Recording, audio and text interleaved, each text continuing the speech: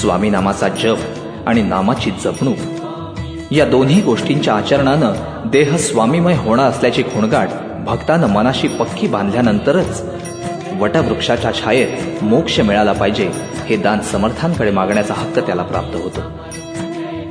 विकारांमुळे मनात उठणाऱ्या वादळाला शांत करण्याचं सामर्थ्य केवळ भगवंताच्या कृपा प्रसादातच आहे.